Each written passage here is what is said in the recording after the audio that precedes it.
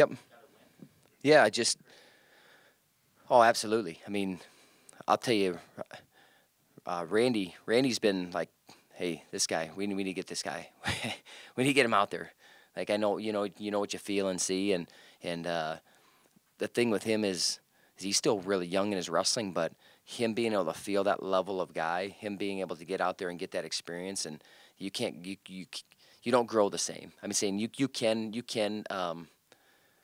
a little bit redshirting, but you put yourself out there and you're in that spotlight and you get underneath those lights. I mean, that's where you grow. And the great thing is he knows that. That's what he was most excited about. He's like, I just can't wait to see how much I grow.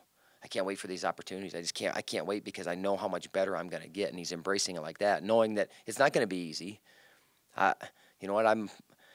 Hopefully he didn't take any loss. Hope he just wins out through the rest of the year. But even if he does, he knows that that's part of the process and he's embracing it. And he wanted to do it. Unfortunately, we lost. We lost in Hochschlag for the season. I mean, those things happen. Some guys have significant injuries, and they're not going to be back. And you know what you do? You go get to the next guy, and you get him healthy, and you get him ready for his future. But man, everyone has injuries. So I mean, I'm not going to be the coach. Well, we had this guy get hurt and that guy get hurt, and that's why we didn't win that bowl. That's just a cop out. You go get your guys ready, and whoever you have in there, and you should have guys that you believe in up and down your lineup. It shouldn't just be one guy. And he's a guy that's going to step in. And I thought Isaac did a great job at heavyweight. Just learning how to wrestle with heavyweights. It takes a little bit of time, just because they react a little bit different. Getting underneath the guy is going to have to get more angles. But as far as how much he fought, a great fight. And Tyrell, Tyrell did a couple things where, guy's got a dang single leg up in the air, and he looked like it was just normal. Like he's able to be relaxed and wrestle through it. And you see flashes of what he's capable of. You just got to see more of it. And he talked a little bit. We have a post-meet social. And he's like, I'm going to open up more. There was a little bit of nerves there, which you can understand. But he's going to open up more and continue to get better. And we're excited to have him in that lineup, to see how much growth he has. And just up and down, where you have a guy that you can just look to every guy, man, like, well, look at this guy, how he's going to fight in battle. Look at this guy, how he's going to fight in battle. Even if he doesn't win, he inspires the guy in front of him or the guy behind him. And that's what we need out of every weight. So, and a Waterloo kid's the first Waterloo kid I've had on my team.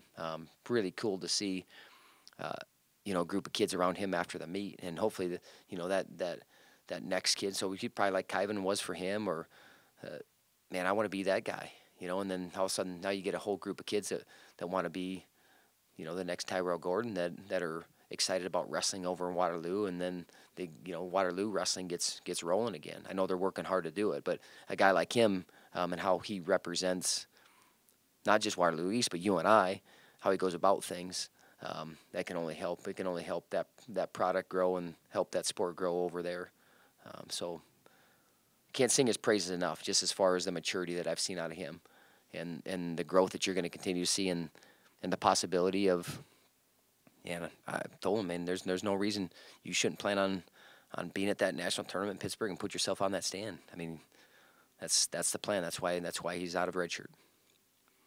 Coach, what are you looking for out of your team as you get back into tournament wrestling here at Midlands? Consistency. I think that's the big thing in beating some guys you're not supposed to beat.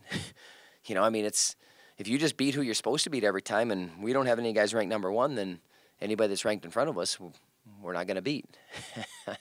So guys that we're not supposed to beat, raising our level, and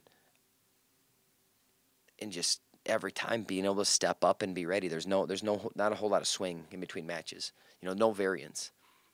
I think that's with the best teams that I see. They're every single time out. It's not once in a while. It's not, well, man, they had a good weekend. We don't want that. We don't want to, well, we have the right weekend in Pittsburgh, then, we'll have this, and this. It's like, no, it doesn't matter what weekend. We have a great team, and they are going to be ready to put themselves high in that stand. Midlands is just another opportunity for guys to get out and compete and grow against some of the best competition in the country. We did that for a reason.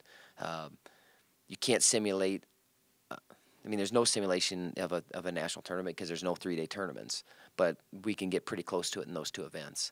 Just from you have multiple matches, you have a match in the morning, you have a match in the afternoon, you have that break in between, you have the next day the weigh in, and you can simulate it a little bit. Just having that the nerves that breaks in between, the build up of it.